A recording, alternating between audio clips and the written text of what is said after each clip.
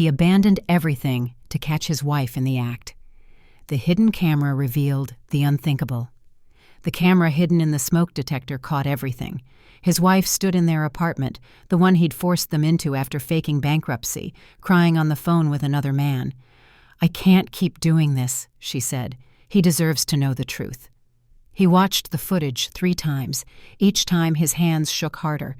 What he thought he'd find: an affair.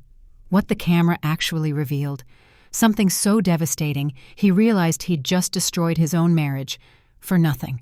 By the time he understood what she was really hiding, it was already too late to take back what he'd done. Before we reveal what the hidden camera captured, hit that like button and subscribe, because this story takes a turn nobody saw coming, and you won't believe where it ends up. Michael Anderson stood at the floor-to-ceiling windows of his penthouse office, gazing out at the Silicon Valley skyline. At 42, he had everything a man could want. Anderson Technologies, the company he'd built from nothing, was now worth $3 billion. His mansion overlooked the Pacific Ocean, and Elena, his wife of 15 years, was waiting for him at home.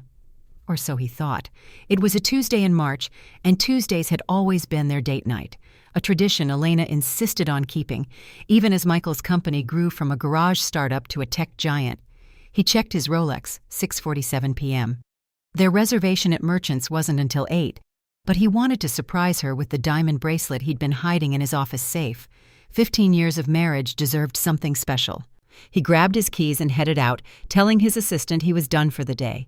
The drive home took 20 minutes through light traffic. Michael pulled into the circular driveway of their Palo Alto estate, noting that Elena's white Mercedes was parked in its usual spot. Good. She was home.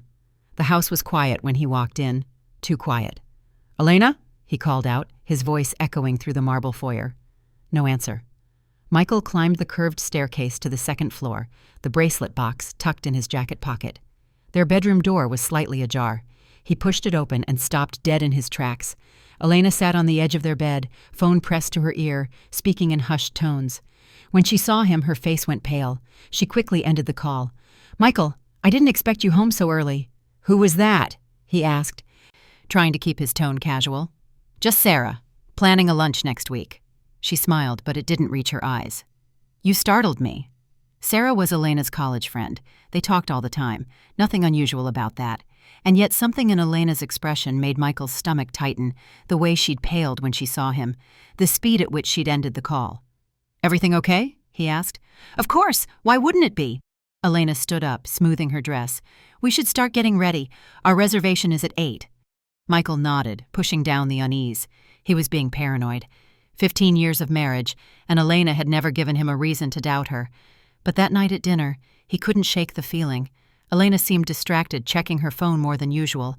When he asked about her day, her answers were vague. She barely touched her food, the Chilean sea bass she always ordered. "Are you feeling all right?"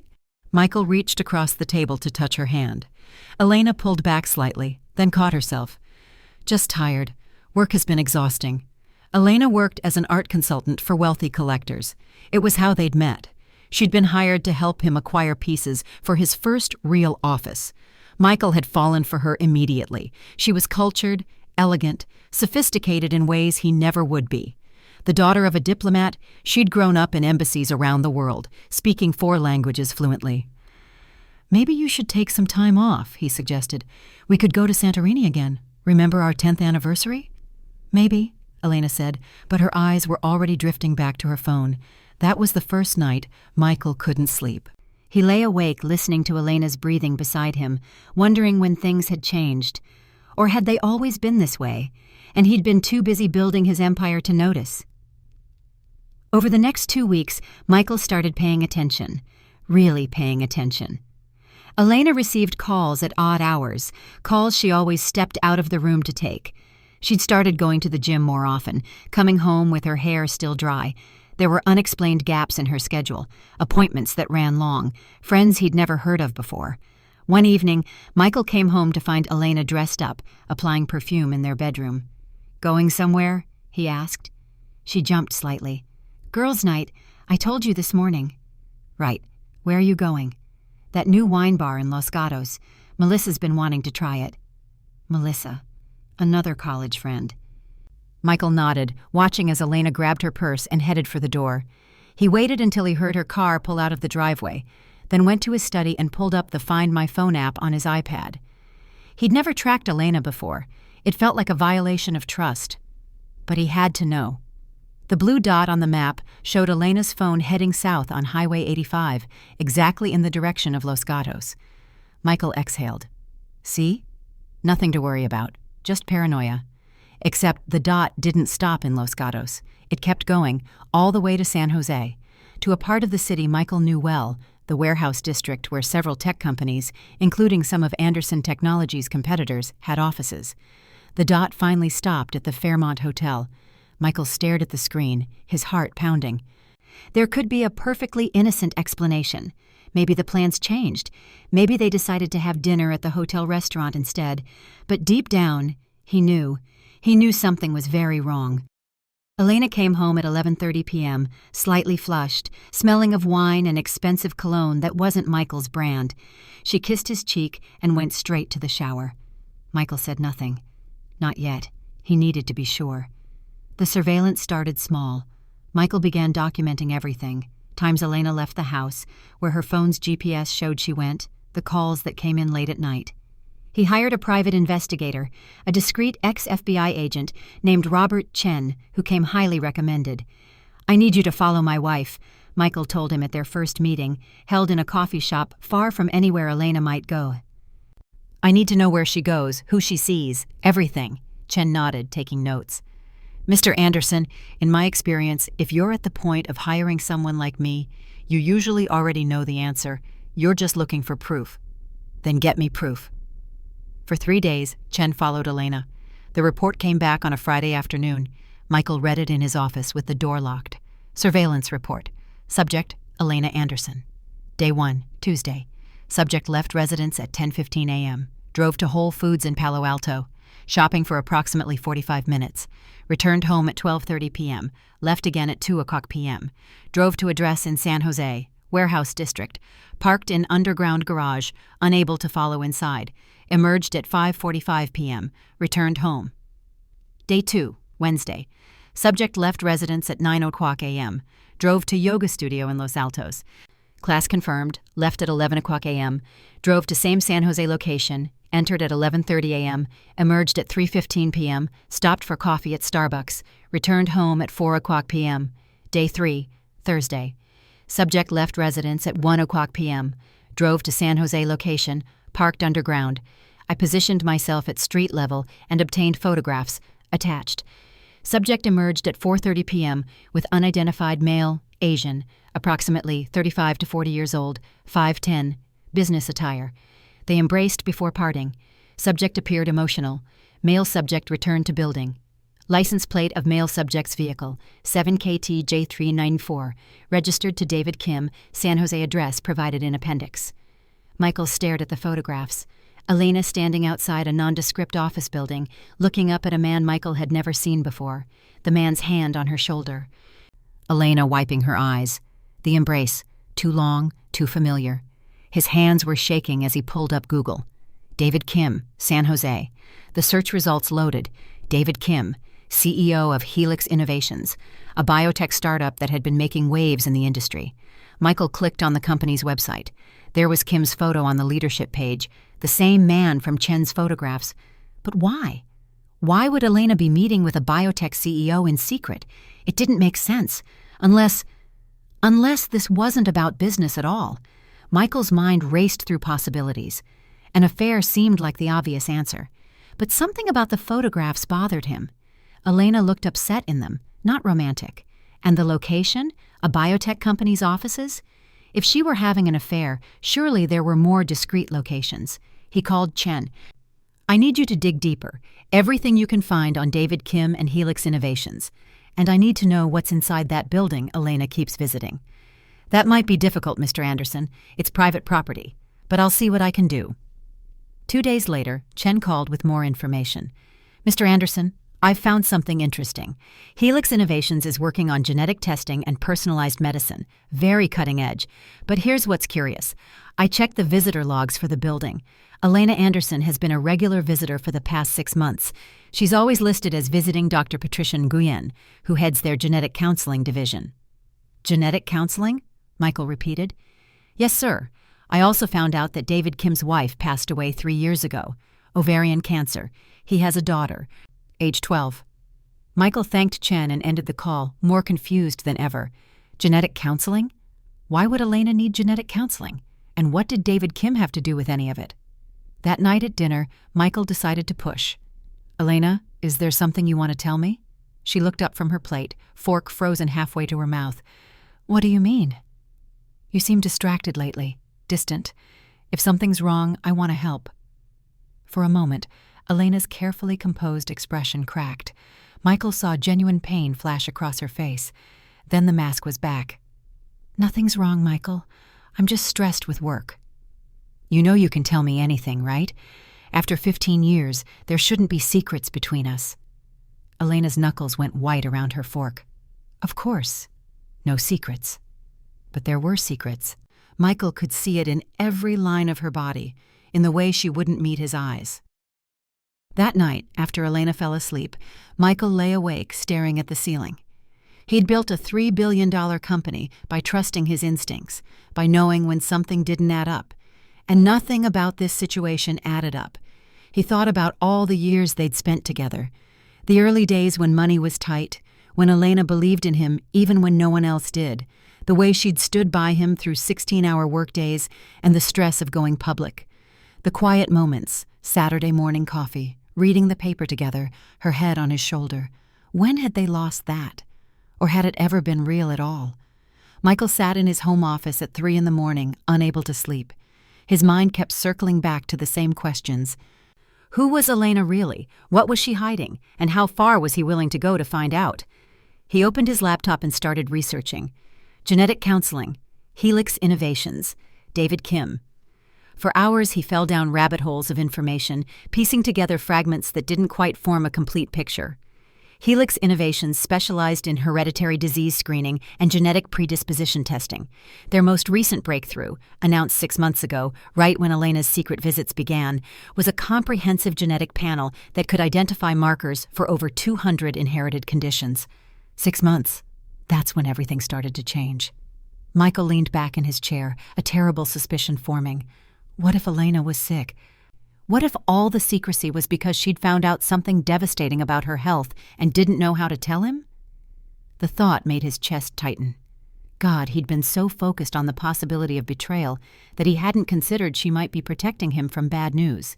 But then why the connection to David Kim? Why the secretive behavior?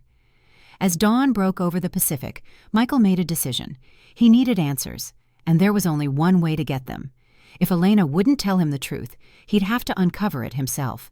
But not like this. Not by following her around or reading surveillance reports. He needed to see who Elena really was when she thought no one was watching. When the stakes were real. The idea came to him fully formed, audacious, and terrible. He'd test her, strip away everything, the money, the status, the life they'd built, and see what remained. See if the woman who'd promised to love him in sickness and health, for richer or poorer, really meant those vows, and he'd document everything. Over the next week, Michael put his plan into motion. It required careful orchestration, dozens of moving pieces that all had to align perfectly. He started with his lawyer. Jeffrey, I need you to draw up some documents for me, and this stays completely confidential. Jeffrey Morrison had been Michael's attorney for 12 years. He raised an eyebrow, but nodded. Of course. What do you need? I want to transfer the majority of my assets into a blind trust. Make it look like I'm liquidating everything. The company shares, the real estate holdings, the investment portfolio. I want financial statements that show I'm broke. Michael, what's this about? Just draw up the papers. Can you do it? Jeffrey studied him for a long moment. Yes, but I strongly advise against whatever you're planning. Noted. I'll need it done by the end of the week. Next, Michael met with his executive team. I'm taking a sabbatical, he announced at an emergency board meeting. 6 months, maybe longer. I need to step back, deal with some personal matters. The board erupted in protests, but Michael was firm. He'd already chosen an interim CEO, his COO Sarah Kim, who'd been with the company since the early days.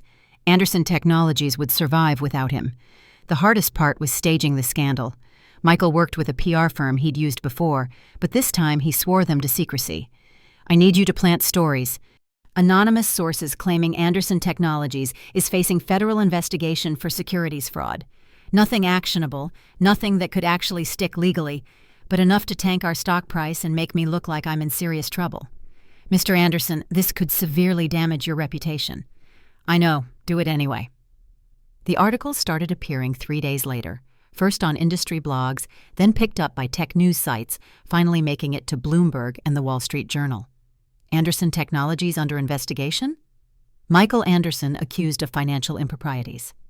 Sources close to the company say FBI has opened inquiry. Anderson Technologies' stock dropped 23% in 2 days. Michael watched it happen from his office, feeling sick but determined. Elena called him in a panic. "Michael, have you seen the news? What's happening?"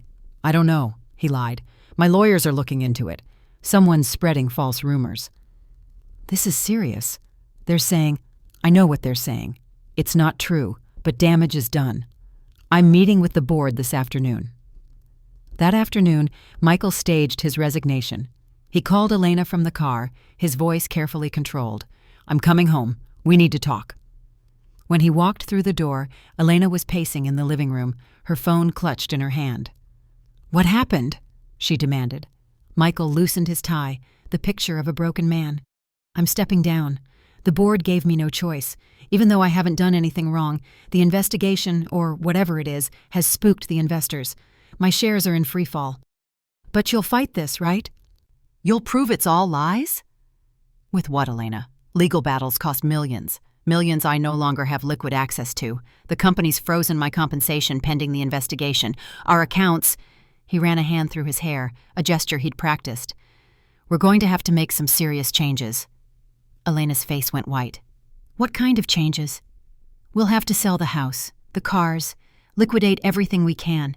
I've got enough to keep us afloat for a while, but Elena, we're looking at a very different life."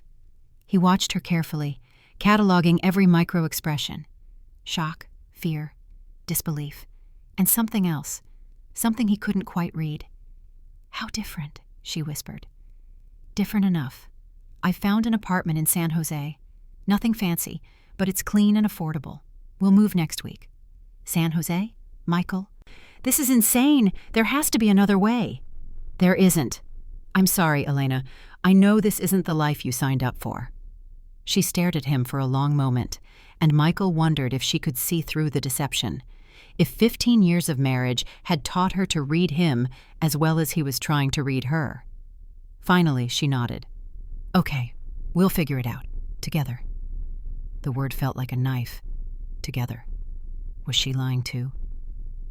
Over the next 2 weeks, Michael orchestrated the dismantling of their life.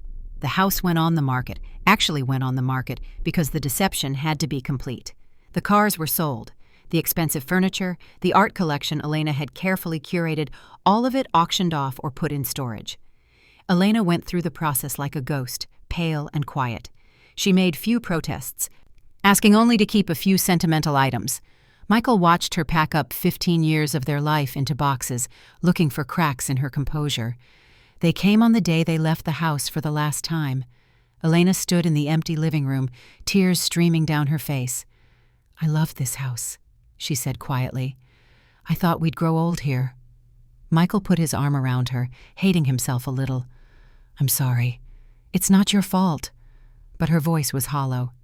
The apartment Michael had rented was a 2-bedroom unit in a modest complex off of Santana Row. Nothing like their mansion, but comfortable enough.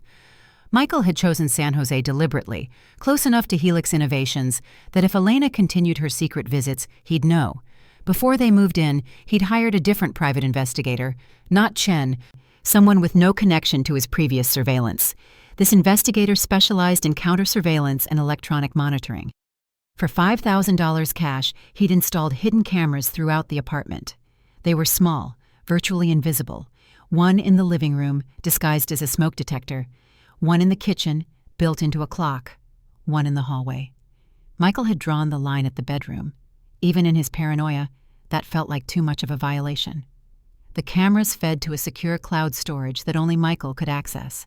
He set it up so he could watch from his phone or laptop, live or recorded. Insurance, he told himself, just to understand the truth. But he knew it was more than that. It was a trap. And Elena was caught in it, whether she knew it or not. Michael also took a job, or rather, created the appearance of one. He'd arranged for a friend who owned a small consulting firm to hire him as a junior analyst. The pay was modest but legitimate. Every morning, Michael dressed in off-the-rack suits instead of his usual custom Italian ones and went to a small office in downtown San Jose. Most days, he barely did any work. Instead, he watched the camera feeds from his laptop, fast-forwarding through the hours when nothing happened, slowing down whenever Elena moved through the frame.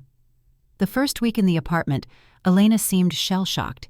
She spent most of her time unpacking, organizing their drastically reduced belongings, trying to make the small space feel like home. She cooked dinner every night, something she rarely did before, when they'd had a private chef. The meals were simple but good. They ate in silence, both of them adjusting to this strange new reality. Michael kept waiting for her to crack, to reveal whatever she was hiding. But Elena adapted. She was quieter than before, more withdrawn, but she adapted. On day 8, Elena announced she'd found a job. "Where?" Michael asked, trying to keep his voice neutral. "A gallery in Santana Row. They need someone to manage their client relations. It's not much, but it'll help." "That's great, honey. Really." Elena smiled, but it didn't reach her eyes. "We'll get through this, Michael. I know we will." That night, after Elena went to bed, Michael reviewed the day's footage. He watched Elena in the empty apartment, moving from room to room, straightening things that didn't need straightening. At one point, she'd sat on the couch and just stared at the wall for 20 minutes, her expression unreadable. Then she'd pulled out her phone and made a call. Michael turned up the volume on his laptop, but Elena's voice was too quiet to make out. The call lasted less than a minute. When she hung up, she was crying. Michael's chest tightened. Was this guilt? Grief? Or something else entirely? 3 weeks into their new life, Elena's patterns began to emerge. She went to work at the gallery Monday through Friday, usually getting home around 6. She grocery shopped on Wednesdays. She took walks in the evening, wandering the neighborhood for an hour or more. And twice a week, Tuesday and Thursday afternoons, she disappeared. Michael tracked it through the Find My Phone app. Elena would leave the gallery early, claiming errands, and drive to the same area of San Jose where Chen had photographed her months ago. She'd stay for exactly 2 hours, then return home with grocery bags or shopping bags, evidence of the errands she claimed to be running. On the 4th Tuesday of their new life, Michael decided to follow her. He left work early, parked down the street from the gallery, and waited. At 2:15 p.m., Elena emerged, got in her car, and drove south. Michael followed at a safe distance, his heart pounding. He watched her pull into the parking garage of a medical building. The sign out front listed various practices: cardiology, oncology, genetics clinic, Helix Innovations. Michael parked on the street and waited. 2 hours later, Elena emerged. She stood outside the building for a moment, phone pressed to her ear. Even from a distance, Michael could see the tension in her shoulders. When she got in her car, Michael followed her to Whole Foods, where she did actual grocery shopping, then home. He beat her there by 10 minutes, slipping into the apartment and pulling up the camera feeds on his laptop as if he'd been home for hours. "Hey," Elena said when she walked in, bags in hand. "I picked up stuff for dinner." "Great. How was your day?" "Fine. Quiet. How was yours?" They were becoming experts at these polite lies. That night, Michael lay awake, his mind racing. The genetics clinic. Elena had been going there for months, even before his fake downfall. Whatever this was, it wasn't about the money or their changed circumstances. It was something else, something she'd been hiding from him long before any of this started. The next day, Michael called Chen. "I need you to do something for me, very discreet. I need to know what's in Elena Anderson's medical files at Helix Innovations." There was a long pause. "Mr. Anderson, that's protected health information. It's illegal for me to access it. I'm not asking you to hack anything. Just see what you can find through legitimate channels. Talk to people. Someone there must know something." "I'll see what I can do. But Michael, if your wife is dealing with a medical issue, Maybe you should just ask her. If I could trust her to tell me the truth, I wouldn't need you. Chen sighed. I'll call you in a few days. While Michael waited, he became obsessed with the camera footage. Every night after Elena fell asleep, he'd review the day's recordings, watching Elena move through their small apartment, looking for clues. On day 32, he found something. It was a Thursday afternoon. Michael was at work when his phone buzzed, with a motion alert from the living room camera. He switched to the live feed. Elena had come home early. She stood in the center of the living room, phone in hand, speaking to someone. Michael turned up the volume. Can't keep doing this, Elena was saying, her voice thick with emotion. He deserves to know the truth. Michael's blood ran cold. I know, Elena continued, pacing now. But every day I lie to him. Every day I pretend everything's fine when it's not. David, I can't live like this anymore. David Kim. No, you don't understand, Elena said, and now she was crying openly. I love him. I've always loved him. But how do I tell him something like this? How do I look him in the eye and destroy everything he believes about our life together? Michael's hands were shaking so badly he almost dropped his phone. The test results came back yesterday, Elena continued. Dr. Nguyen called me this morning. It's confirmed. Everything we suspected. It's all true. She paused, listening. I know I have to tell him, soon. I need a few more days to figure out how. The call ended. Elena stood there for a long moment, then sank onto the couch, her face in her hands, shoulders shaking with sobs. Michael sat frozen at his desk, his mind struggling to process what he'd just heard. Test results. Confirmed. Everything we suspected. What the hell was going on? He tried to focus on work, but it was impossible. At 4:30, he gave up and drove home. Elena was in the kitchen when he arrived, making dinner. Her eyes were red, but she smiled when she saw him. You're home early. Slow day. Michael set his briefcase down, studying her face. Are you okay? You look like you've been crying. Allergies, Elena said quickly. The spring pollen is terrible this year. Another lie. God, how many lies had she told him? They ate dinner making small talk about nothing. Michael barely tasted his food. All he could think about was Elena's phone call, her tears, her words. I can't keep doing this. He deserves to know the truth. After dinner, Michael excused himself to take a shower. In the bathroom, he pulled out his phone and played the recording again, headphones in, listening to every word, every inflection in Elena's voice. She'd said she loved him. I've always loved him. But in the next breath, she'd talked about destroying everything he believed about their life together. What truth could be that devastating? The next morning, Chen called. Mr. Anderson, I have some information for you. Can we meet? They met at the same coffee shop as before. Chen slid a folder across the table. This wasn't easy to get, Chen said, and I want to be clear.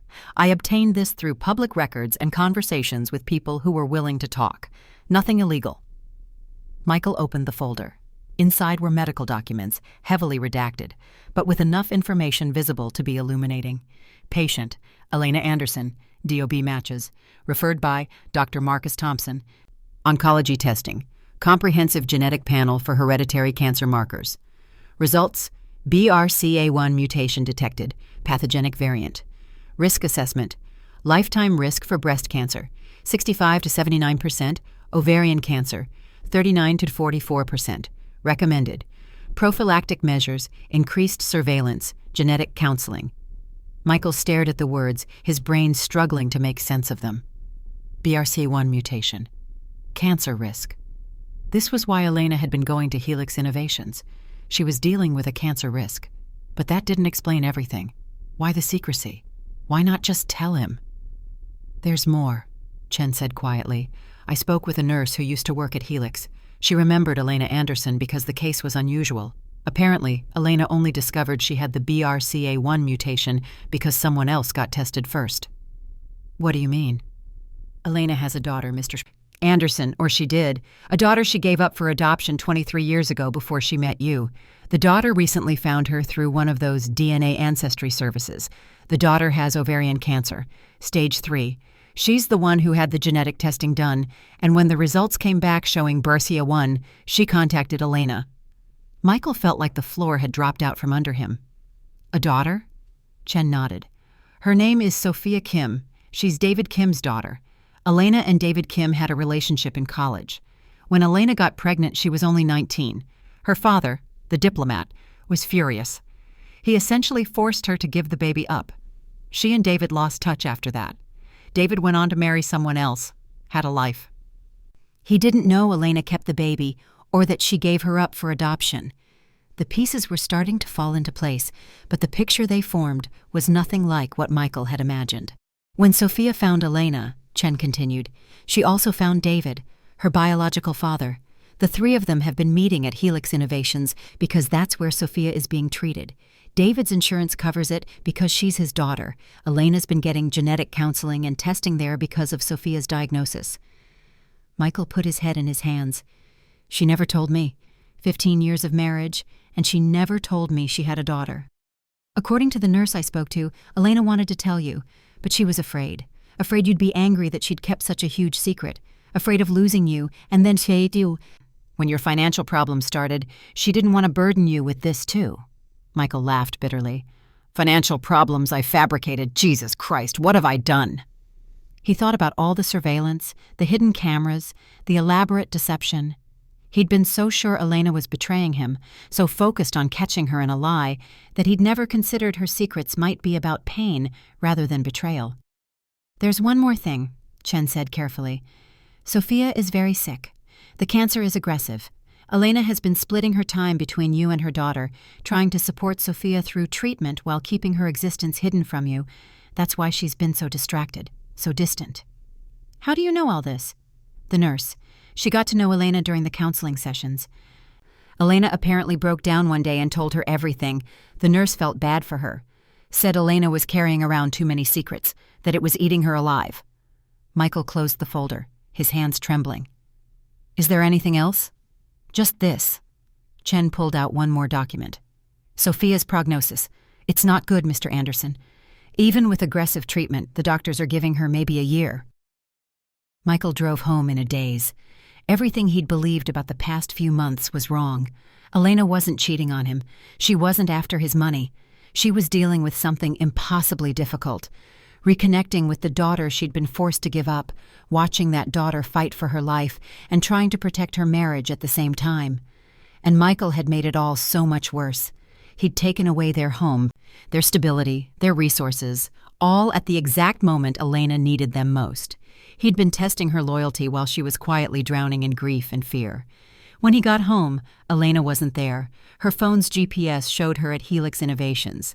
Michael sat in the empty apartment, staring at the hidden cameras he'd installed, feeling like the worst kind of person. His phone buzzed. A text from Elena. Going to be late. Don't wait up. Love you. Love you.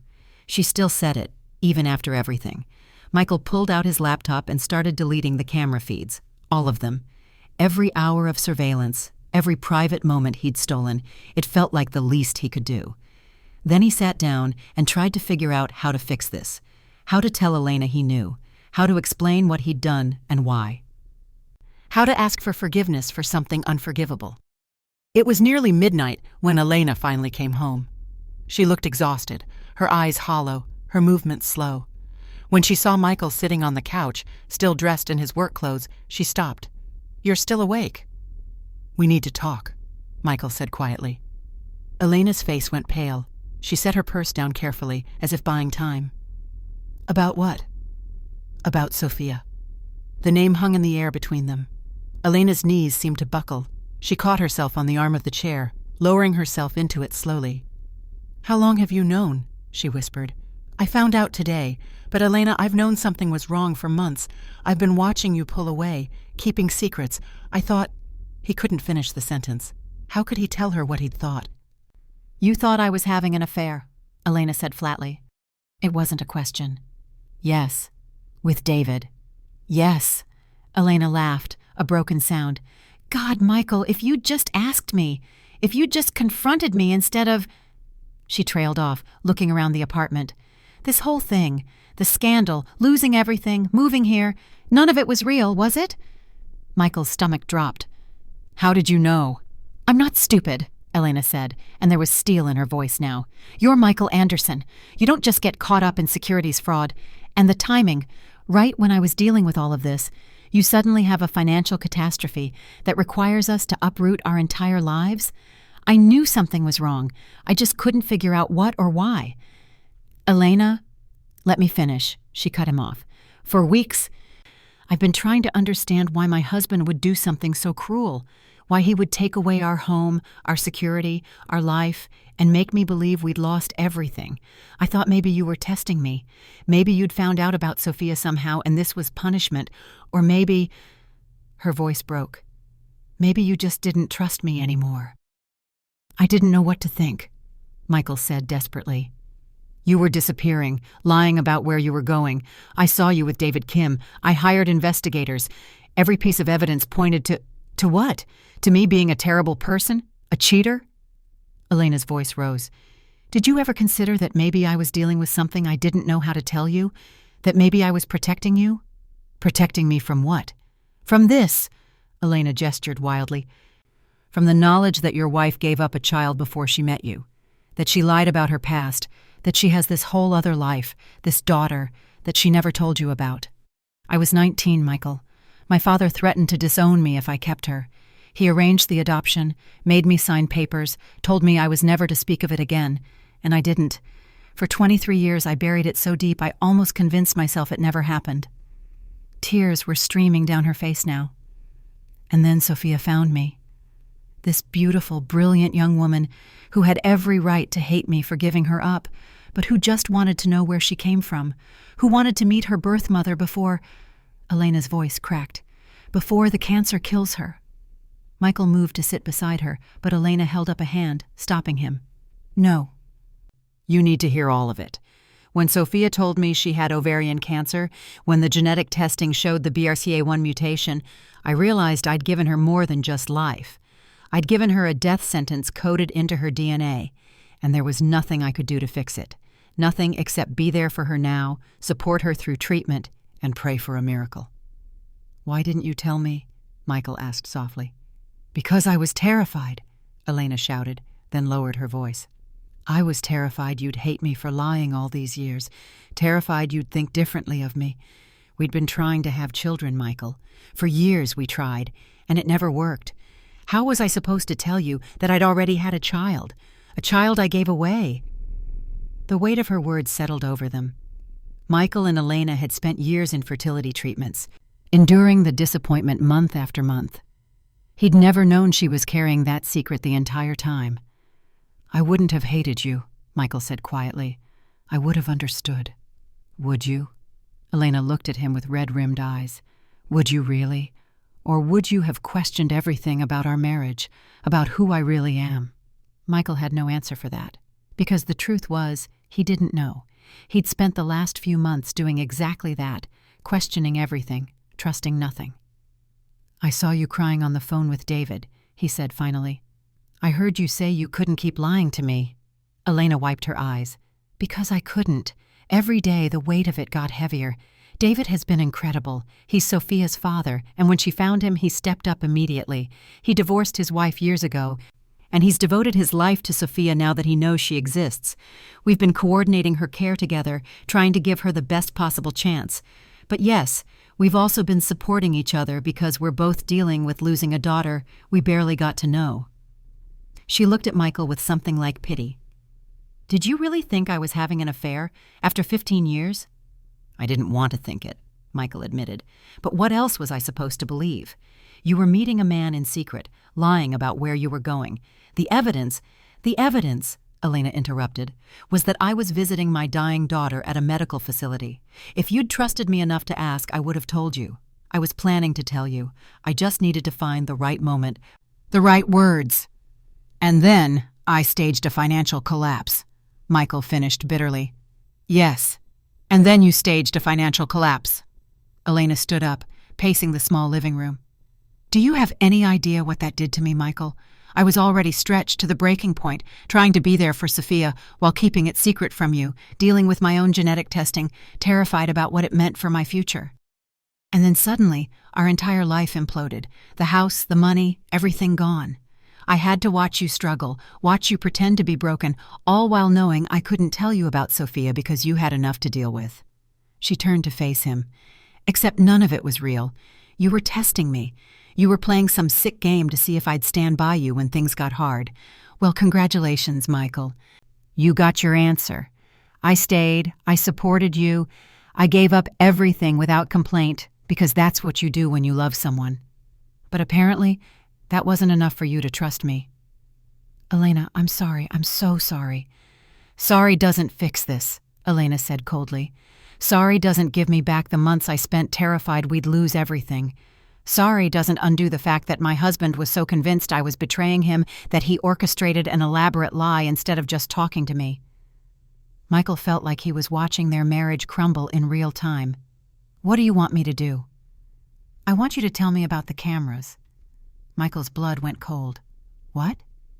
The hidden cameras, Elena said calmly. I found one last week. The one in the kitchen clock. I've been looking since then. I found the one in the smoke detector, too. Are there others? Michael couldn't speak, couldn't move. That's what I thought, Elena said quietly. So not only did you fake a financial crisis to test my loyalty, you also surveilled me in our home. You watched me. You recorded me, without my knowledge or consent. She laughed bitterly, and I thought my secrets were bad. I was trying to understand what was happening, Michael said weakly. You violated my privacy. You violated my trust. You turned our home into a prison, with you as the warden watching my every move. Elena grabbed her purse. I need to leave. Where are you going? To see my daughter. She's in the hospital again. Another round of chemo. I was going to skip tonight because I was so tired, but suddenly I can't stand to be in this apartment another second. Michael stood. Let me come with you. Let me meet her. Elena stared at him. You want to meet Sophia, now? After everything? Yes, please. I want to be there for you. For both of you. For a long moment, Elena said nothing. Then she nodded slowly. Okay. But Michael, when this is over, when we get through this, we need to talk about whether this marriage can survive what you've done. The drive to Stanford Medical Center was silent. Elena drove while Michael sat in the passenger seat, watching the lights of San Jose blur past. He wanted to say something, anything, to fix the damage he'd caused, but there were no words adequate to the moment. At the hospital, Elena led him through familiar corridors to the oncology ward. She nodded at nurses who clearly knew her. Outside room 347, she paused. She's probably asleep. The chemo makes her exhausted. But I usually sit with her for a while anyway. Does she know about me? Yes. I told her everything about you, about our marriage, our life. She's been asking to meet you. Elena pushed open the door.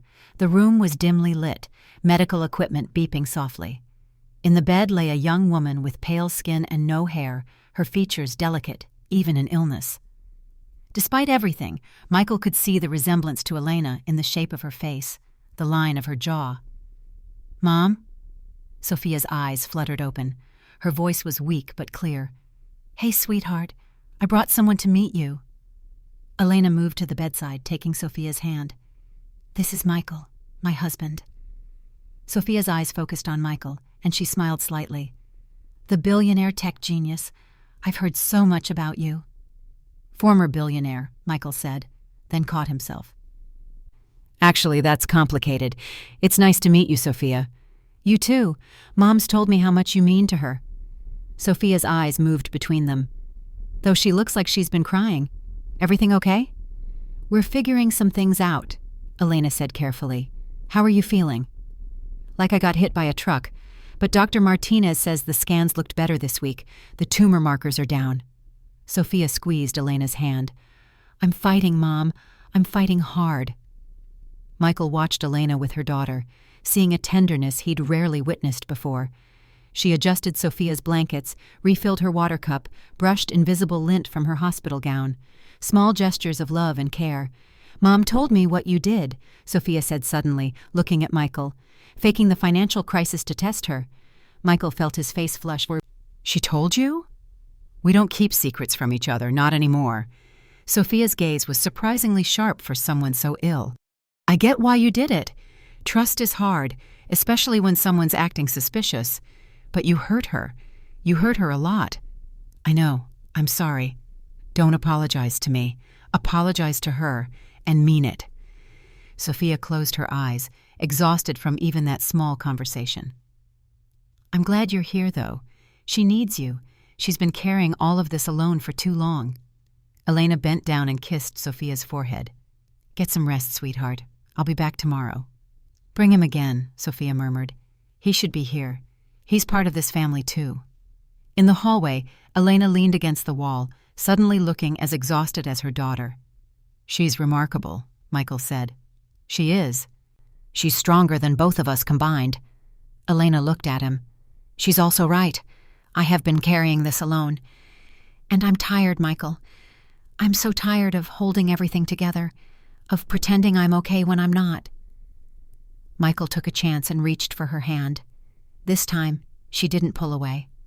"Then let me help carry it. Please.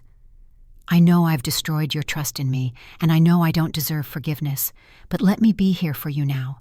Let me support you and Sophia through this." Elena studied their joined hands. "The real question is whether you can trust me.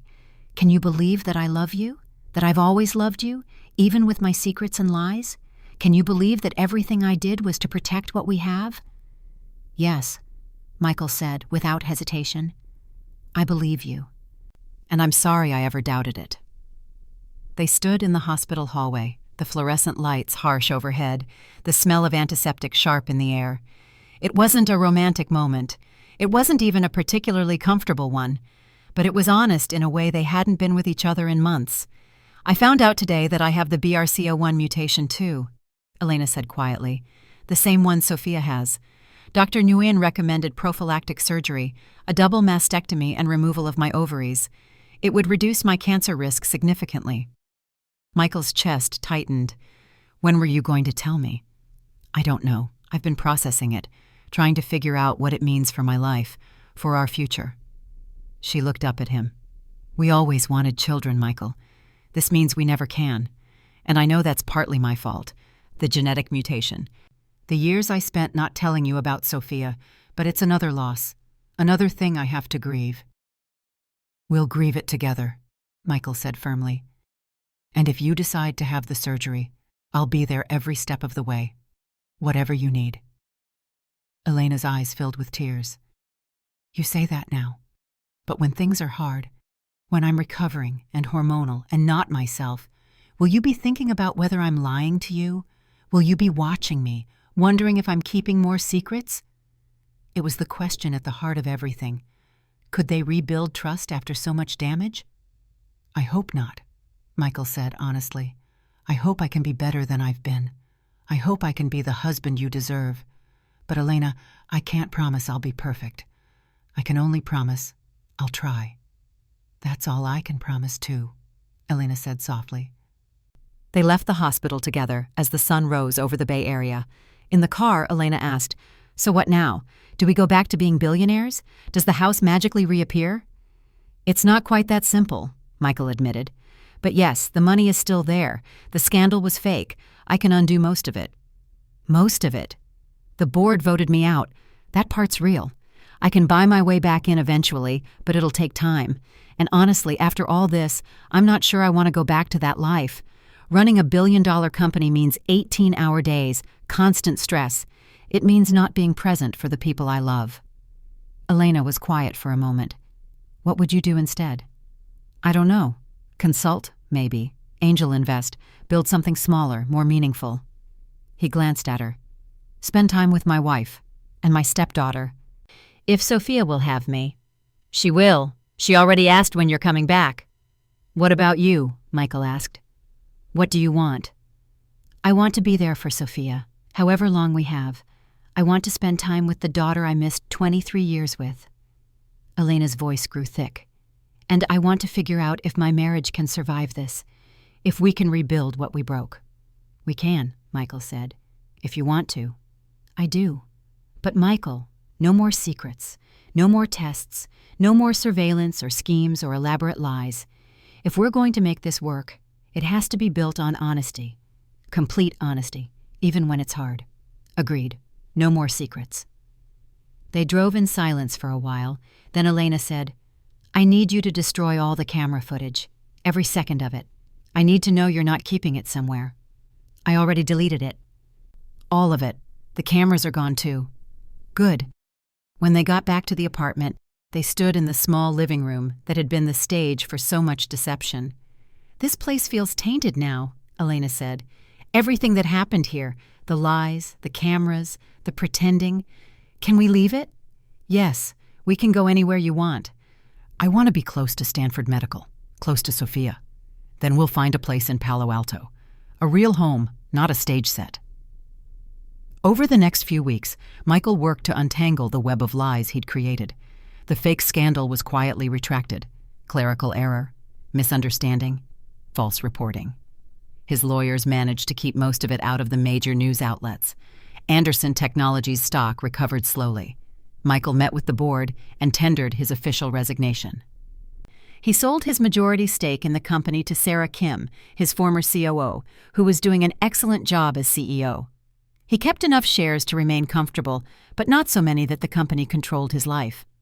With Elena, he found a house near Stanford, smaller than their old mansion, but warm and welcoming. They moved in together, this time packing boxes side by side, making decisions together about what to keep and what to leave behind. And they visited Sophia every day, sometimes twice a day. Michael got to know his stepdaughter, her sharp wit, her love of terrible reality TV shows, her determination to beat the cancer that was ravaging her body. He met David Kim properly, and the two men formed a tentative friendship based on their shared love for Sophia and Elena.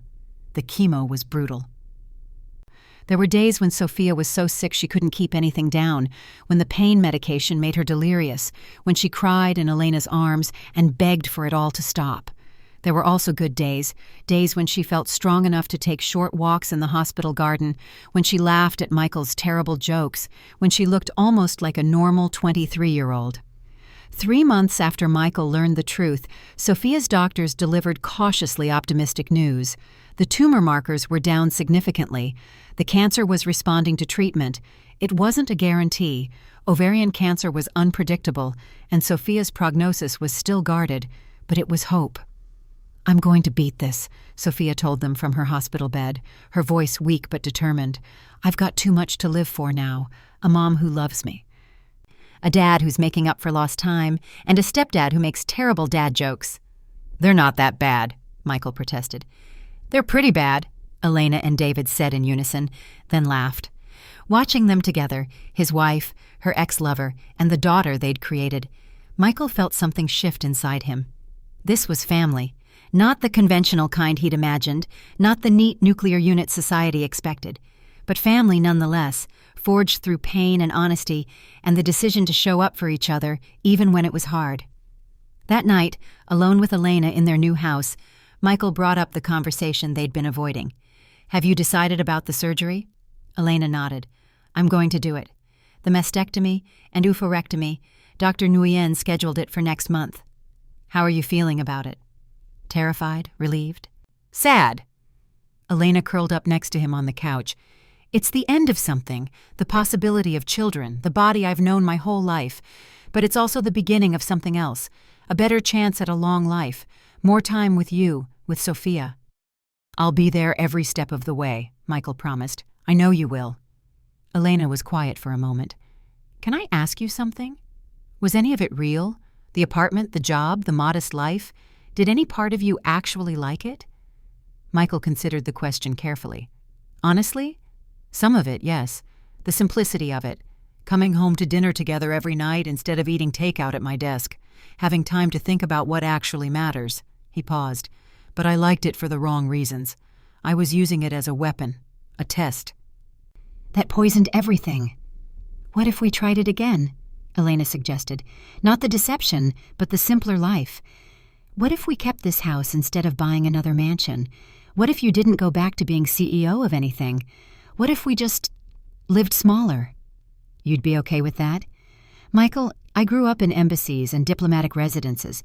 I've lived the wealthy, high society life. It's nice, but it's not necessary. You know what I couldn't live without?" She took his hand. "This. Honesty. Partnership. Someone who shows up when things are hard. You're sure? Because I can build the empire back if that's what you want. I don't want an empire. I want a life. With you, with Sophia for as long as we have her, with whatever comes next. Michael pulled her close. Then that's what we'll build. Together. No secrets this time. No secrets, Elena agreed. 1 year later, the garden party was Elena's idea. A celebration of life, she called it. Sophia had been in remission for 6 months, 6 precious months where the scans stayed clear and hope felt less like a fragile thing. The backyard of their Palo Alto home was filled with people.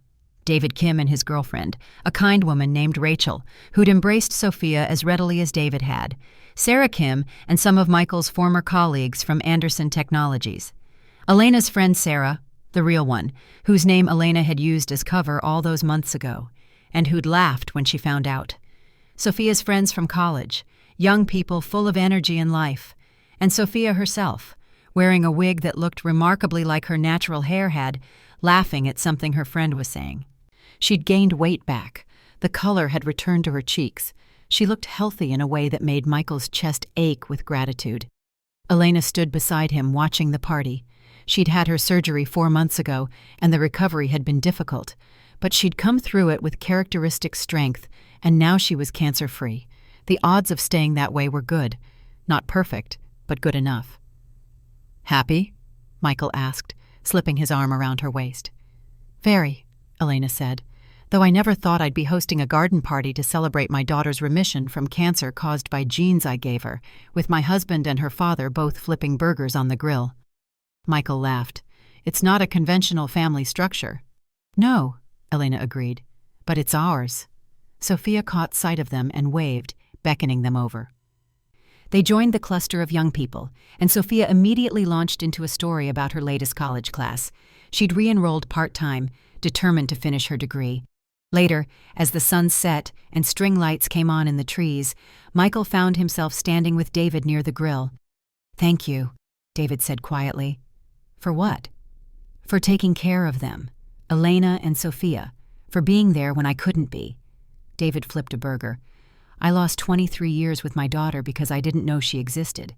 I can't get those years back. But because you stepped up, because you supported Elena even after learning the truth, Sophia has a full family now. That matters." "Elena's the one who stepped up," Michael said. "I almost destroyed everything with my paranoia and schemes." "But you didn't. You came clean. You admitted your mistakes, and you've been showing up ever since. That takes courage." Michael watched Elena across the yard, laughing with Sophia and Rachel. "I spent years building a company worth billions. I thought that was my legacy, my purpose. But this," he gestured at the party, the people, the love, "this is what actually matters. And I almost lost it because I couldn't trust what I had." "We all make mistakes," David said. "The question is what we do after. You chose to be honest, to fight for your marriage, to welcome Sophia even though she complicated everything. That counts for something." As the evening wore on and guests started to leave, Michael and Elena found themselves alone in the garden, the party debris scattered around them. "We should clean up," Elena said, but neither of them moved. "In a minute," Michael replied, pulling her close. "I just want to enjoy this moment, this perfect, imperfect moment." "It is perfect, isn't it?" Elena rested her head on his shoulder. "A year ago, I didn't think we'd make it. I thought the secrets and lies had broken us beyond repair. A year ago, I was the world's biggest idiot, staging an elaborate test of your loyalty instead of just talking to you." Elena laughed. "Yes, you were, but you're my idiot." "Is that forgiveness I hear?" "It's acceptance," Elena said. "Acceptance that we're both flawed humans who make terrible decisions sometimes. Acceptance that marriage isn't about being perfect. It's about choosing each other even when things are hard, especially when things are hard." They stood in the garden as stars emerged overhead, holding each other in the quiet aftermath of celebration. Inside the house, they could hear Sophia and her friends laughing, young voices full of life and possibility. "Do you ever regret it?" Michael asked. "Giving up the billionaire lifestyle?" "Never. Do you?" "Not even for a second." Michael kissed the top of her head. "I have everything I need right here." "Liar," Elena teased. "You still wish you had your Tesla." "Okay, maybe I miss the Tesla a little." They laughed together, and it felt easy in a way it hadn't in years. The secrets were gone. The surveillance, the tests, the elaborate deceptions, all of it stripped away, leaving only truth. And truth, Michael had learned, was a much better foundation than money or status or any of the things he'd once thought mattered. Later that night, after Sophia had gone home with David and the last guests had departed, Michael and Elena cleaned up the garden together. It was a mundane task, collecting paper plates, folding chairs, putting away leftovers. But there was something sacred about it, too, the ordinary work of building a life together. As they carried the last of the dishes inside, Elena paused in the doorway. "Michael?" "Yeah?" "Thank you for not giving up on us, even when I gave you every reason to. Thank you for letting me back in, even when I didn't deserve it." They stood in the doorway, the house warm and welcoming behind them, the garden peaceful in the moonlight. It wasn't the life Michael had planned. It wasn't the fairy tale ending where everything worked out perfectly. Sophia's remission could end tomorrow. Elena's cancer could come back. They would face more challenges, more obstacles, more moments that tested their commitment to each other. But they would face them together. Honestly, without secrets or surveillance or elaborate schemes. And that, Michael realized, was worth more than any empire he could have built. The hidden camera had revealed the unthinkable. Not betrayal, but a woman carrying impossible burdens with grace and strength. Not an affair, but a mother's love for a daughter she'd never stopped grieving. Not deception born of malice, but secrets kept to protect the people she loved most. Michael had abandoned everything to test his marriage.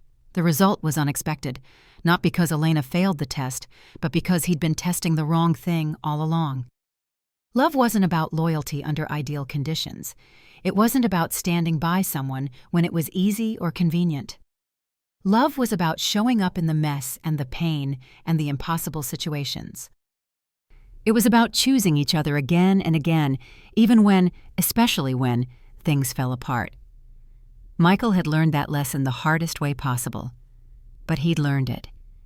And now, standing in the doorway of their home with his wife's hand in his, he finally understood what it meant to be truly rich. Not in money or status or power, but in love, in family, in the everyday moments that make up a life, in second chances and hard-won forgiveness and the courage to be vulnerable enough to start again. That was the unthinkable truth the cameras had revealed, and Michael Anderson, former billionaire, current husband and stepfather, wouldn't trade it for anything in the world.